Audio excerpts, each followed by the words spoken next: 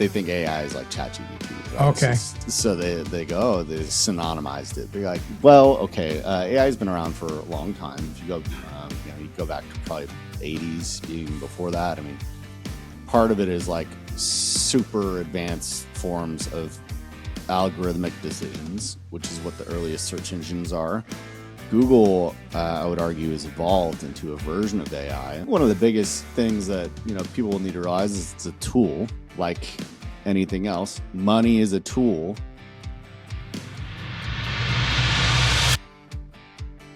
Hey, before we jump into the podcast, we want to thank all our donors and supporters who make the Today Count show possible. It's through your generosity that we're able to shape leaders through this content and this podcast. And be sure to like, subscribe, and follow wherever you find yourself coming across this content. All right, let's get to the podcast. So lately on the Today Count show, we've been talking about artificial intelligence. We've actually been talking about a lot of hot topics, and we're having a lot of fun with that. Today, I have on the show Preston Zeller.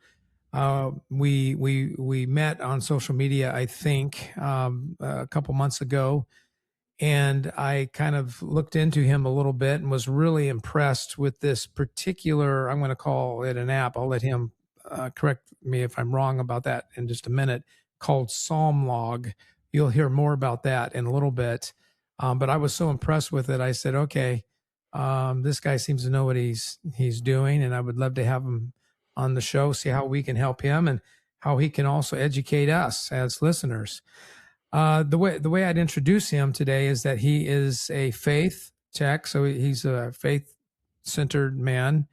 When we say faith at the Today Count show, I suppose we could mean all kinds of faith, but specifically we're talking here about the Christian faith.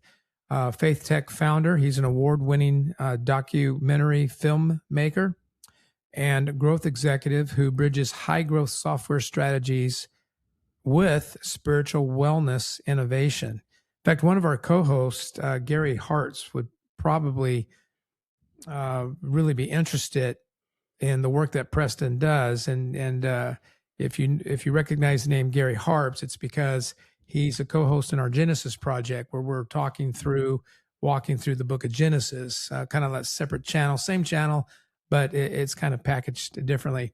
But I want to read his short bio to you all. Preston is the founder of Psalm Log, an AI-powered biblical guidance app helping believers access scripture-based wisdom for real-life challenges. With 15 plus years scaling high-growth tech companies, I'm really interested in that. Scaling is always the issue when it comes to business, including a cloud guru and Zoom info. I don't even know what that is. I'm sure he'll tell us some about that in a little bit. He now pioneers responsible AI integration in ministry, a space where 57% of Christians express skepticism about technology. Now, I'm going to put a shameless plug in. If you did not listen to our previous podcast, my co-host Winston Harris and myself took two different sides of this matter. I argued against AI and he argued for AI, and it was kind of a fun, we got each other chuckling and laughing a little bit, but I think we both made some good points. I would encourage you to go back and listen to that. And we might throw that one away after Preston straightens us out here. But Preston is also an award-winning, I already said that, documentary filmmaker, but specifically his film, The Art of Grieving, chronicles his year of painting 365 works following his brother's sudden death with fentanyl overdose. The film has reached audiences in 40 plus countries, used in educational curriculum, available in international libraries, and won multiple festival awards. Preston, I am delighted to meet you and love having you on the show. Jim, thank you for having me on here and taking the time to read my bio. That was a wonderful intro. Yeah. So I want to when we were talking offline, you introduced yourself as I was kind of drilling you a little bit, and you introduced yourself as creative. How far back does that go? When did you actually realize, you know what, I kind of paint outside the lines. I'm a creative guy. My whole life, as young So as I can you knew remember. early on. Yeah, I was blessed to have a mom who, I mean, she's still alive, but mom growing up that also highly creative, and fostered that to the best that she could. And it's interesting as my dad's, by his own admission, not creative at all. um, but not, I guess, in the traditional sense. Very analytical though, and so I had both of those kind of mindsets growing up. But man, I've done the gamut of creative endeavors, and sometimes they come back around too. It's not just do a little bit here or there. Some things are that, but yeah, but always been in a creative mindset. I think probably, yeah, really young. It was just like, man, I think I think a little differently, or I just have my own way of thinking about things. So yeah.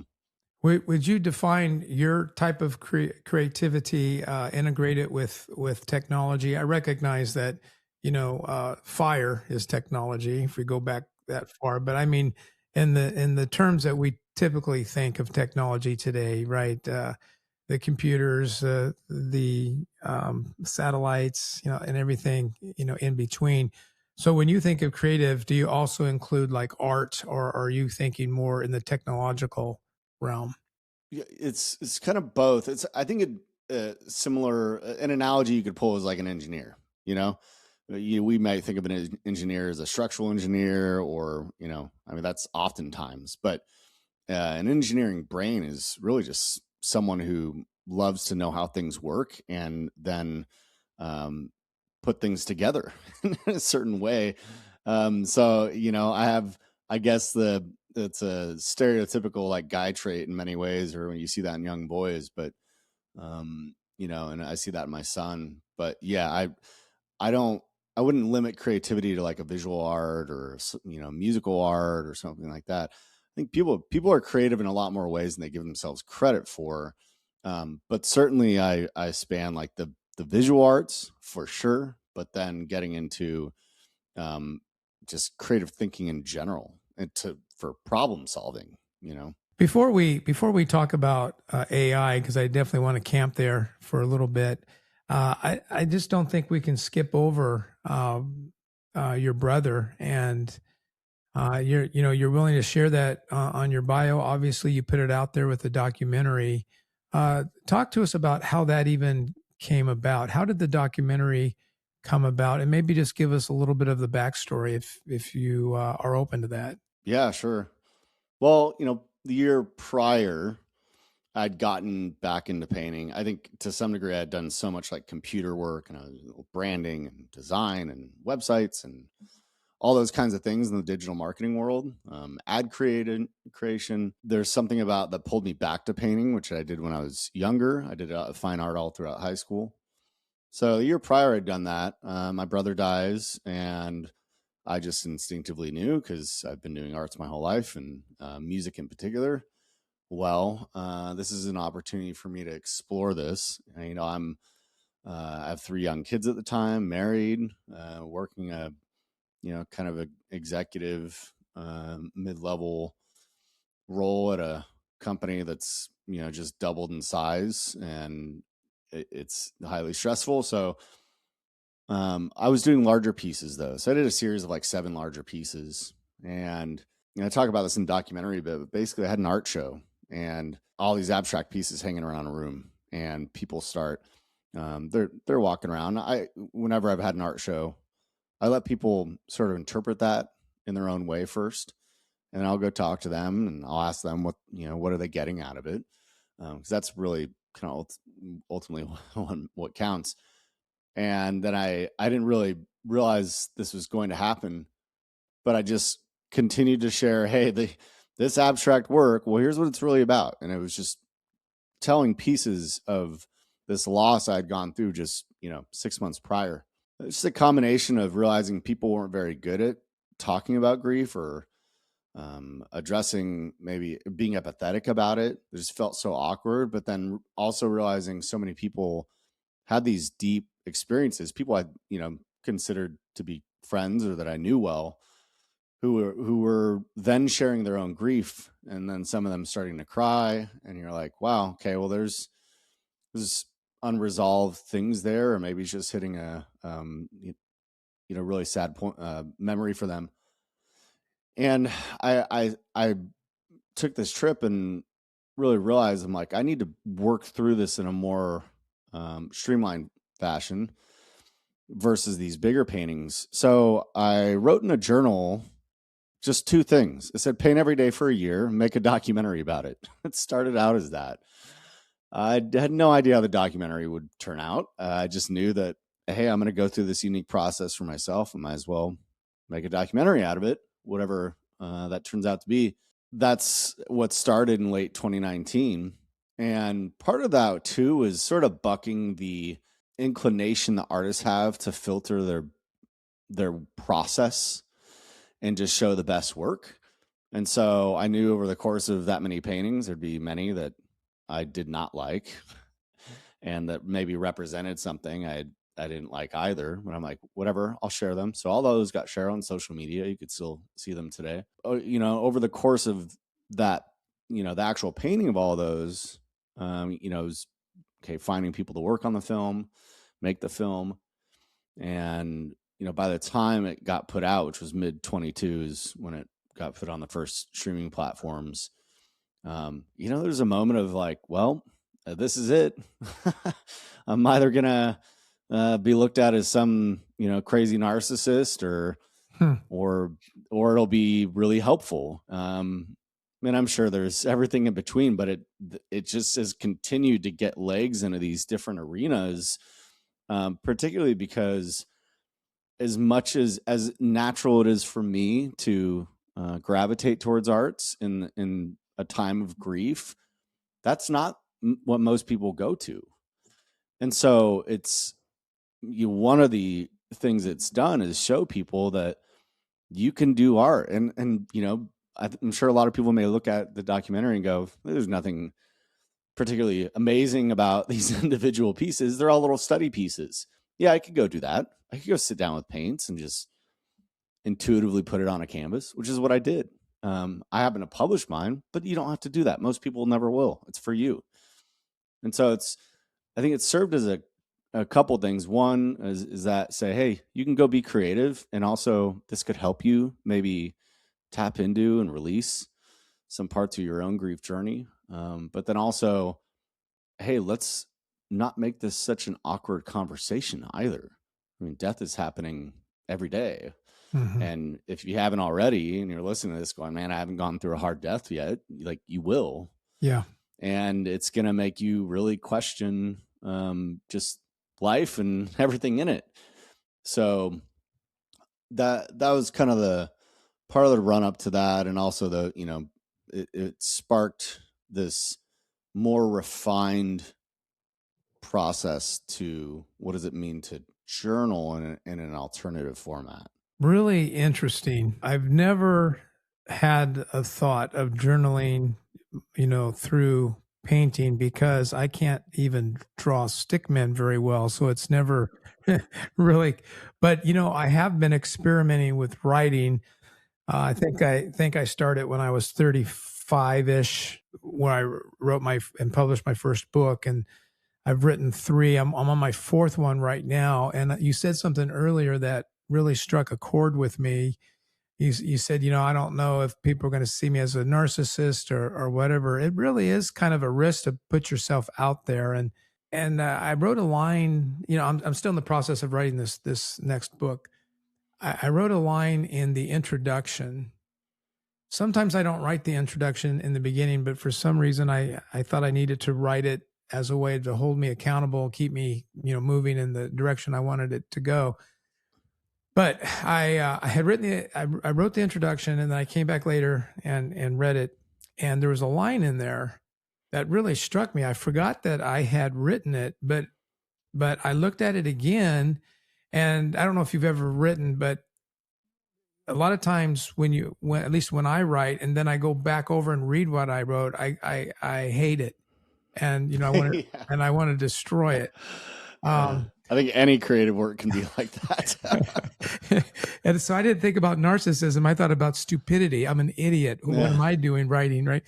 Yeah. But this line said, because you're coaches tell you to keep the intended audience, in your mind. And so I still think I wrote this unconsciously, but I said, I am writing this book to me. And then I think basically said, if you like to listen in, please do. I think where I'm at in this creative process is I'll be 66 here in just a couple more weeks, and I'm writing a book about reimagining leadership, and I'm writing, Preston, what I know.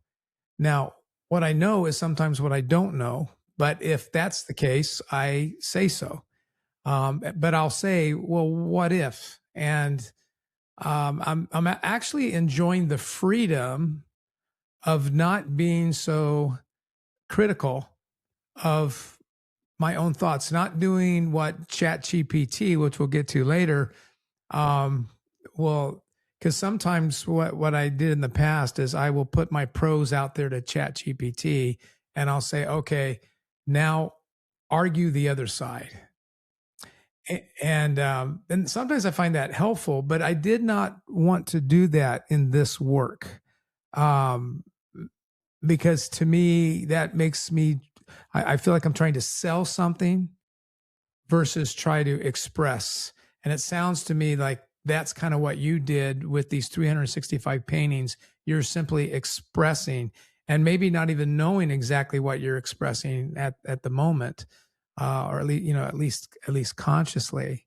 When you looked over all those 365 and then created this documentary, did it follow the clinical phases that they say we usually go through in grieving? Yeah, well, it's funny because like the stages of grief is it's a misnomer. It was actually originally, I believe, came up with for terminally ill patients. So But now it's used for it's everything. yeah, well, it's there's the whole saying that like perception lags reality, and so it's Mm-hmm. like I think there's this perception that we can just easily bucket things in, but what I think painting does in particular, like visual arts do, and I would hone in on painting because you can spontaneously create in a way that is more difficult to do in other mediums. And that's what I was looking to do because the thing about grief, right, is you're experiencing a potential multitude of emotions at the same time, which you may not be used to, or you're used to identifying, hey, I'm feeling sad, happy, mad, whatever in a certain moment versus the flood of things going through your brain and your heart in grief. And painting in its intuitive abstract would be one of the categories for it, but that was basically what I did and have done in other paintings too outside of that project. Allows you to do that. And again, the part of the goal being you're doing it in a way very specifically where you have zero expectation of the outcome. Versus I think it's hard if you're really intentionally producing some like professional work that you do intend to publish, man, getting that, getting it out of your head that, here's what the audience expects, that changes the dynamic of it quite a bit, so and the final result of it, which you see in the documentary, is I took those 365 paintings, which just represented a moment in time on that day, but I took those 365 paintings and rearranged them into a separate image, and the goal there was to rearrange it into something that felt like what it was to move through grief. Interesting. And I think, yeah, and I think you can find that image online too. I think if you just search the documentary name, but that was what was so special about it in the end, because which is the art of grieving, right? yeah. So you should be able to pull it up, but that was part of what was so special about it, is that it was the whole of the work together. I mean, it is a mosaic at the end of the day, The whole of the work together, standing back from it was really no, what. you meant that literally. It is a mosaic. Yeah, exactly. I mean, it was 10 feet by 20 feet hung up in my house. Wow. Yeah, I just pulled it up online, and it's beautiful. Yeah, thanks. So that, anyways, but that process was, yeah, I mean, there's just a lot of catharsis in that. But again, like any creative work, I think the closest thing in the writing world is probably just stream of consciousness writing, where you're not judging every single word you type in the sentence you just put out there. But yeah. Thanks for sharing that. If I can ask, how old was your brother? Yeah, he was 36, I believe. So it's a weird thing to outlive an older sibling or a parent for that matter. But yeah. Let's talk about Psalm. Well, I tell you what, we'll come back to Psalm log. I do want us to spend some time on Psalm log, because I want people to hear a little bit more of this, because in my initial looking around, it's something that is worthy of us talking about. But let's talk about artificial intelligence in general, and educate us. I have this really broad question for you. I think that if you're even somewhat engaged in this world today, you really can't avoid AI. I could be wrong. I'm pretty sure my navigational tools on my phone and in my car are infused with some sort of AI. The other day, I was calling a fancy restaurant that my wife and I were heading to for Valentine's Day, and wanted to see if I can get in earlier. And I got on the phone an AI virtual assistant, which failed miserably, I might say. Um, I think a lot of chat rooms at least start with AI, attempts. And of course, I think most people, I don't know if that's even true. You would know, but there's various versions of Chat GPT. But there's Chat GPT, which I find as a blessing and a cursing. What else are how else do normal people engage with AI and maybe not even aware of it, besides the ones I already threw out? Yeah. I mean, one of the examples I go back to sometimes, especially when people go, oh, AI, people, I think that really aren't maybe technologically, they don't truly understand like AI is like it's an umbrella category of technology. So it's not, they think AI is like ChatGPT, right? Okay. It's so they go, oh, they synonymized it. But you're like, well, okay, AI has been around for a long time. If you go, you go back to probably 80s, even before that. I mean, part of it is like super advanced forms of algorithmic decisions, which is what the earliest search engines are. Google, I would argue, has evolved into a version of AI. But we've been buying things online for quite a while now. And the fraud detection behind an online purchase uses a form of AI to determine, are you going to be, is this a stolen credit card? Are you going to actually pay this? I mean, that's where the 3DS verification can trigger. That makes you put in an additional code because maybe you're a more risky purchase. That's a version of that. I think maps, you could throw that in there. Well, I mean, some people would say like, oh, it's not AI, but there's routing, the ability to reroute you, all sorts of stuff that is using these kind of like benign versions of AI. And I think one of the biggest things that people will need to realize is it's a tool like anything else. Money is a tool. People use it to buy good and bad things. They use it for good and bad motivation. A spoon, you can feed yourself into oblivion and gluttony, or you can feed yourself properly. I mean, there's all sorts of analogies, but in terms of the technology today. So we're what, mid-February 2026 is when we're recording this. Even since the beginning of this year, and this is something I've been following very closely, and a lot of other people have as well, there's a strange sense of shift after the holidays. It's sort of like people took a couple weeks off. OpenAI released Codex, or a new version of Codex, so that's their like version of Claude Code. Helps you just generate code quicker.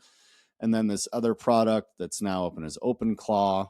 That was an open source project that came online, and so the capabilities of all these things started to accelerate this year. What you could really do with it. And I don't think a lot of people realize, especially maybe if ChatGPT is your frame of reference and you're just on like a free plan, which there's a lot of that, hence why they're putting ads out now, or starting to include ads in those. I liken it to you have a garage full of cars, right? And you could choose any model of car in there, but if you're on these free plans, you're going to be limited to the older version. You got the 95 Corolla or whatever that you're driving and you're like, this is AI. And meanwhile, there's people like myself who are using the latest models that get released, and you're in like a Ferrari, but one day you're in the Ferrari and you're like, it's 1,000 horsepower. And then the next day you get in what looks like the same Ferrari and it's 5,000 horsepower. So these jumps are happening in really fascinating ways that it's like, you start to see the inevitability of this changing the kind of commerce that's possible, the kind of businesses that are possible, but also then you go, what's work going to look like for I don't really agree with the whole like jobs are just going to like disappear type deal, but will they change to something else? Yeah. I have no doubt that would be the case, but It might even create jobs. I mean, I yeah. don't have any examples of that, but usually when you scale, you end up creating more capacity. I mean, I think that's the idea, right? I mean, if I can leverage AI to reduce some of the burdensome, hands-on necessary things, it then ideally frees me to your point, sit on the beach and get fat, or continue to get creative and do new things. Great leaders don't ignore their past, they learn from it. Every decision you've made, every mistake, every win, every failure, it's all shaping the leader you're becoming. In Story, the art of learning from your past, you'll discover how to turn experience into wisdom, setbacks into strategy, and pain into purpose. This isn't just a book about reflection, it's a playbook for growth. If you want to lead with clarity, humility, and confidence, your story matters. Learn from it. Grab your copy of Story, the art of learning from your past, where books are sold. Yeah, so here's a few examples. I had to look this up because I know they exist. I just couldn't think of them either. So digital revolution. So computers and the internet eliminated clerical jobs, but created millions of positions in software development, cybersecurity, digital marketing, internet and mobile era. So explosion of smartphones and social media created roles that didn't exist 10, 20 years ago. App developers, social media managers, cloud computing specialists, industrial and service automation, 1940s to present. Automation replaced manual tasks, but it simultaneously generated demand for engineers, technical managers, specialized maintenance workers, other examples in there as well. But I think that's one of the best, I guess, summations of a recent article that came out. So this guy wrote a post on X that sounded, there was a sense of urgency around it. He was an AI practitioner like myself, basically saying, here's my letter to everyone who's wondering what's the deal with AI, and writing it off. And had a sense of urgency to say, hey, don't ignore what's going on. Take some time to educate yourself, to upskill in a way that maybe is uncomfortable or you haven't been used to, go beyond the free version of these plans type of deal. But there is a different ex post that I think summed it up better, basically saying, hey, that the more the issue is people get so hyper fixated on the now, maybe initial carnage. There was a bunch of stock market drops 2-3 weeks ago for a variety of reasons, some of it attributed to AI. And so you look at that and then you just extrapolate it. So that's kind of the nearsighted problem versus saying, hey, what's the sort of optimism standpoint of this creating new possibilities for people, and ultimately being a net benefit. There's that as well. Looking at the near term and just extrapolating that, and oftentimes things are painted in a negative way anyways, because that's what sells on social media. Yeah. So I think there's those like competing mindsets, and but the more you kind of get into understanding it to a degree, then it becomes easier to go, whoa, there's a lot of potential here. And it's not as scary as maybe I thought. Now, there are certainly arguments for this being used in a nefarious way. That's happening. You're going to have scammers, always. People wanting to defraud others because, whatever evil ways that are driving them. Yeah. And so you've used this creativity to create Psalm log.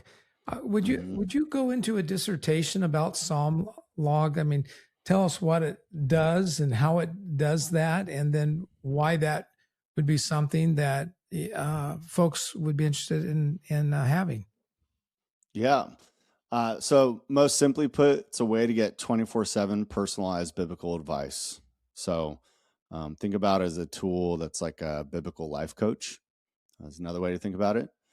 Now, it started off with this notion of journaling. So kind of what I was talking about earlier with my background in the documentary film and what I did with myself. I actually, in kind of a separate side project, I didn't put this in the documentary. I was trying to find like color patterns, and by color patterns I mean shift and changes of color, weightings of color, all these kind of things over time, because I had this visual data set, and that's always kind of stuck with me. I'm big on personal growth and self-awareness and that kind of thing, because I don't want to ever think I know it all, or of course think I've just capped out. We got this whole life to live, right? So about a year ago, in January, so last month, I had just come off a sort of failed transaction. I was going to buy another AI tool and learned a lot in that process. And I was trying to find another application for it. And I'm very familiar with the sort of problem in Christianity that people keep journals. This is probably just across the board. They keep journals, they rack up notebooks, they never go back and read them. Well, that's like prime opportunity for, in a large language model context, to be able to understand like what's going on with you. You have all these like really intimate thoughts. Why wouldn't you want to understand how you're changing over time? And so it kind of started out as simply that, hey, journaling with this sort of AI component behind it so you can understand trends. And as it goes, you first release a product and then you pivot and all that kind of stuff. And I really wanted to get more concrete, research done. And so I commissioned a research study of 200 Christians, and it was about 40 questions, and just wanted to understand like, hey, what's their demographic background? How do they view the problems that they are wanting to solve? What are their major roadblocks? All this kind of stuff. I know, there was a pricing survey within there as well, but the net of that was this major realization that, for one, people know the Bible has answers. They don't know where to look oftentimes. And if they do go look, then it's just like a verse or some devotional that's not really kind of geared towards their specific situation. And even if they are going to, let's say, biblical counseling, or they get pastoral meetings or chaplain meetings, whatever, that's maybe once a week. If, on a really like peak end, what happens in between? And so there's just, we're going through our lives. They're getting more fast paced. We're like increasingly connected, but also like, not as connected in many ways too. So I go, okay, well, I'm in a time and a place in my life and in the course of history for a reason. What is that? And starting to realize that Psalm Log is answering a much bigger problem and filling a much bigger gap than I originally realized. That the issue isn't that people are sitting around going, well, I really wish I could keep a journal. They're sitting around saying, I have a relational issue and it's keeping me up at 2 a.m. on a Tuesday. And I need to get some clarity on this. And, I either don't know where to go or I'm reading scripture and nothing is really like, connecting with me. Yeah. And so that's really the bigger, one of the bigger things that it's addressing.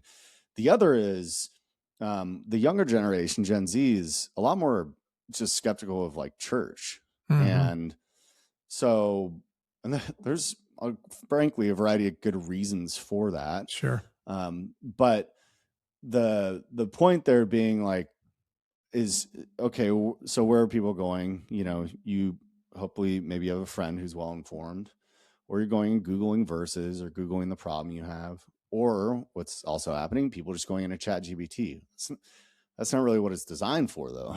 So in the background, conceptually what's happening is you're sharing your journal. And when you go do this journal entry, you're actually pre-selecting, kind of topically what you're wanting to journal about. So you're needing wisdom, you're having anxiety, and there's going to be a relevant Bible verse and question to prompt you into just sharing whatever your thoughts are.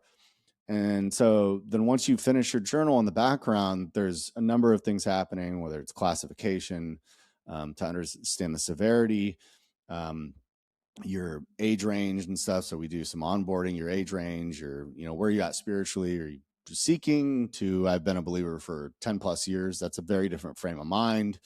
Why are you even using the app?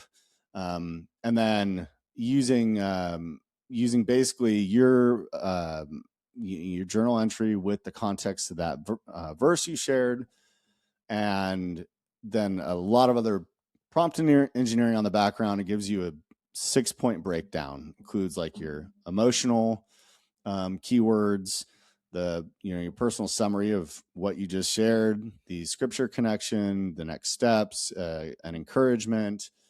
And so it's compiling all of this into basically a personalized devotional.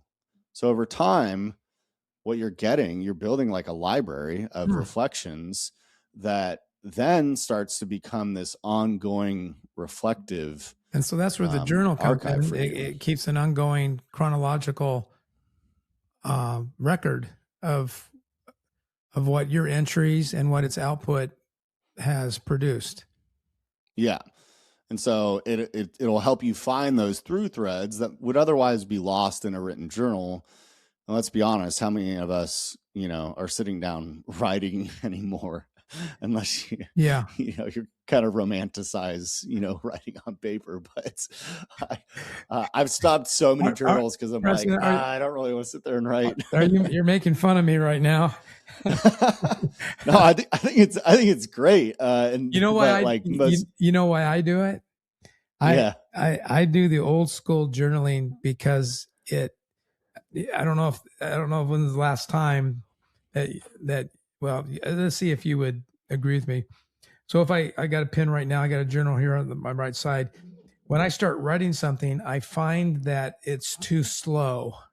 So because our world has sped up so fast, and so my penmanship is just horrible. So I'm doing it for two reasons now. One is it's okay to be slow, and two, to work on my penmanship. Well, and it's interesting because we probably won't even write, 50 years from now, who knows? So I'm 38, right? So, but I still grew up in like that early part of the, I'm on like the older millennial crowd, but writing was still like, we still learn cursive. Yeah. But it's funny now, and I don't know if you're using this, but some of these tools that help you, you just talk into your, not just texting, but you're talking into your mic like this, right? And you're just having it type for you. That's happening all the Does it get time. rid of all your ums and stuff, things like that, or repeating yourself? I don't know. Some of these apps might, but that was actually a key point in making Psalm Log. In fact, when I first made it, it was only voice, and then I'm like, okay. And then at some point, I'm like, okay, well, that's silly. Like, you may be in a place where you can't talk. Right. You're in the middle of a coffee shop. You don't want to be just talking about something you're going through. And we are breeding the world's fastest texters. It's amazing watching the young people text. I mean, they can literally be talking to a friend, looking to for those of you who are not watching on YouTube, I'm looking to my left, pretend I'm talking to a friend, but at the same time I'm texting somebody else. I don't even know. I don't even know how they do that. It's crazy. Well, yeah, you're when you're on that from a young age, but but yeah. So one of the other key things for me is that so isolationism is, of course, a problem too still, and there's a couple things within that. You could feel isolated because of a changing mindset in comparison to who you surrounded yourself with, or you may just be legitimately totally isolated. But you're like, okay, where do I go? So a goal I have this year is to proactively kind of slingshot people back into community. So, and with people's consent, we can recommend getting into a group in person. So let's say you are going through a loss, right? Well, Grief Share is one of the largest faith-based grief programs. Actually, it is in the country. Celebrate Recovery for Addiction. And there's all sorts of other kind of groups out there from a faith-based perspective. So part of that goal too would be, not just say, hey, you need to go to church. That's not the point, unless someone wants that. It's to go, hey, you're going through a loss. Here's a recommendation on places that are around you that you could go and engage with, but get people back in the community. And I hone in on that because some people try to misinterpret the purpose of the app and go, oh, it's replacing XYZ person. I'm like, no, it's not replacing any person. It's, again, filling the gap where people want the input and the reflection, but may not have access to a person, or not know where to go, or frankly don't want to tell a person the thing. They're not ready to share that thing yet. So that's part of it as well. So how does a person try out your app? Yeah, so actually just today, I soft launched, pushed this today, but you can go to psalmlog.com. Oh, okay. And in the top right, and there's a number of buttons around the site, but you can click, I think it just says get started. You can start for free today. It'll give you one free journal without ever having to log in anything. I mean, it literally just takes you right to that page. And if you want to save the journal, then you'll create an account. And then you get a couple more free journals beyond that. And then if you want to continue going, then you'll just start a trial for one of our paid accounts. Yeah. So, yeah. Well, that's awesome. And I'm going to check that out myself. I've got some grandpa questions to ask, see what comes out. Let's, do you want to talk about your the way you help businesses, scaling businesses? I'm really interested in that. Like, what is that all about? Well, I mean, I found myself at some point being in a string of different like software companies, whereas, especially prior to, I'd say, the whole ZIRP era, the zero interest rate era. So the come up there, but yeah, so ZoomInfo, some people may be familiar with that. I was there for about 3.5 years. And prior to that was a lot of, related work. But ZoomInfo is interesting because I think they went from about 30 million to 300 million while I was there. And I ran digital marketing and a lot of other internal projects there, rebrands, as part of how ZoomInfo got its branding today. But they're a huge sort of sales intelligence company. They're publicly traded now, but when you're inside those kinds of movements, it's just fascinating to see how it works and what's required, and how do you handle M&As or navigate those. Not that I was like negotiating any of that ever, of course, but the some of the pre-public launch but the expectations of what actually, how do you translate those expectations of these lofty goals into actually actionable projects. I ended there as chief of staff for the CMO at the time, and that was interesting. Ultimately not a great fit, but I got to act as the proxy for the CMO. And I went on to A Cloud Guru. They were huge ed tech company, sold for like $2 billion in 2021.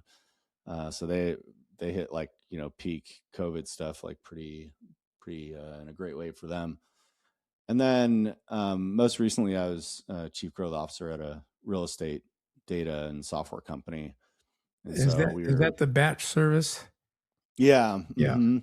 So we had a multitude of products that just service investors, and then the data side of it in particular. So like servicing or serving up these different data sets to businesses, depending on what kind of things they need. Like Kubota was an interesting one where I don't remember if they actually signed, but they saw that their average, the typical buyer, their ICP was changing over time. So,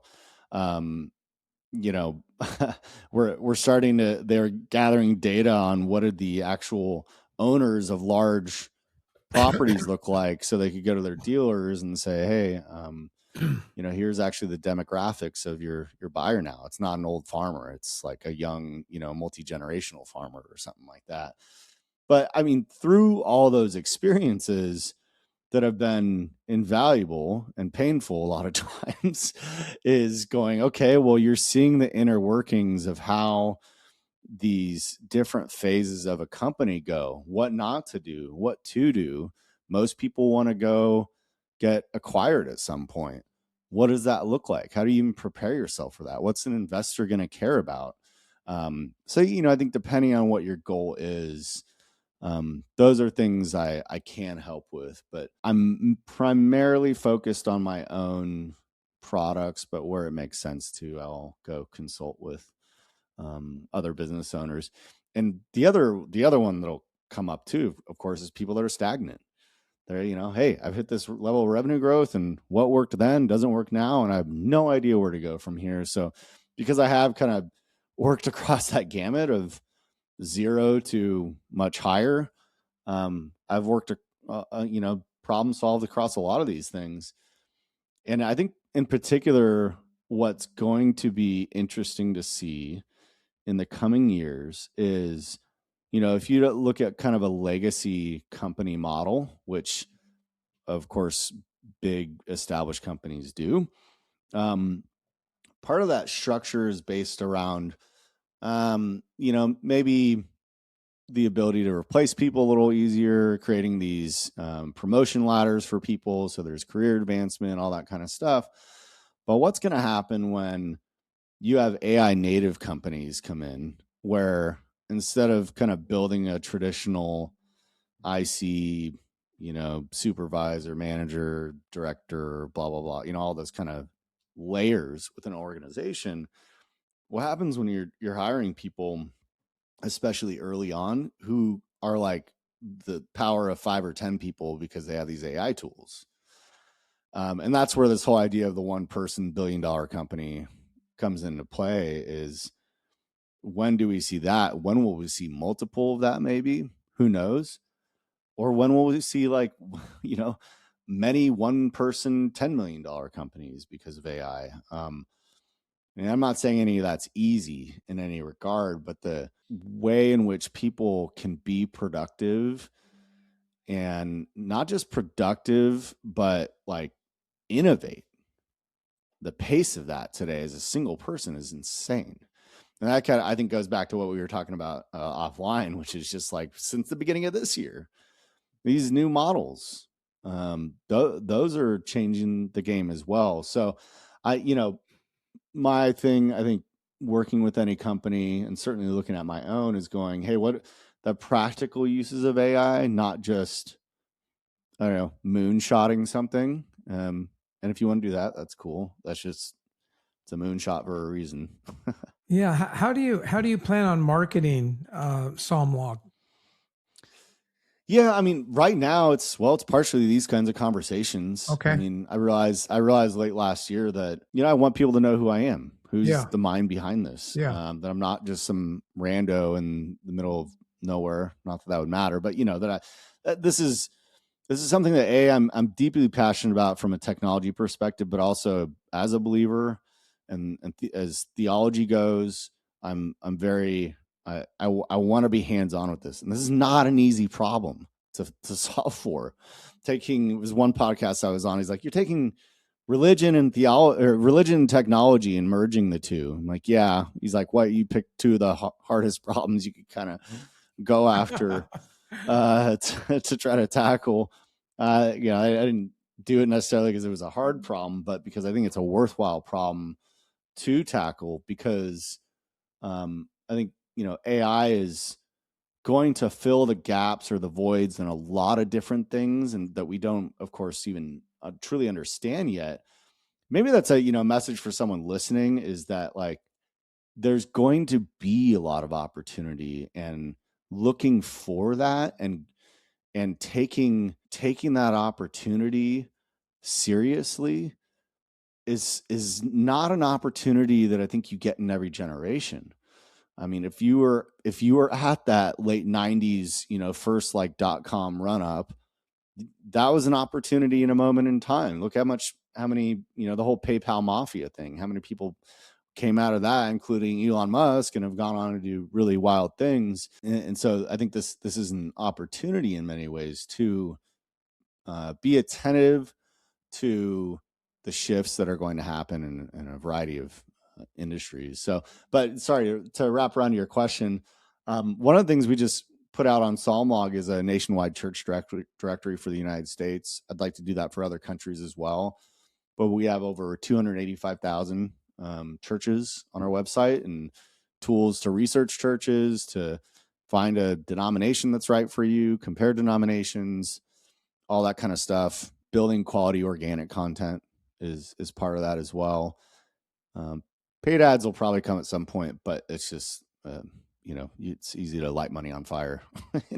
Sure. Of course. So, yeah. Well, and I pulled Psalmlog up on my laptop here, and looks really great. Psalmlog.com is I guess, to land this plane, Preston, I came into the conversation branding you as a creative AI practitioner, and I know that the word consultant is kind of tired and is a vague and broad term, but you kind of have a bit of an eclectic background too, to where maybe it's creative / AI practitioner / consultant.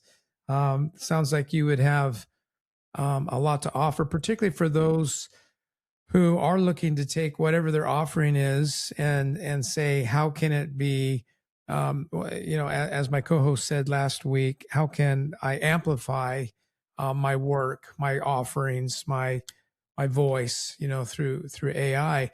That's frankly a question I'm now asking myself after meeting with you. I wonder how the Lead Today community, the Today Counts is a product of the Lead Today community.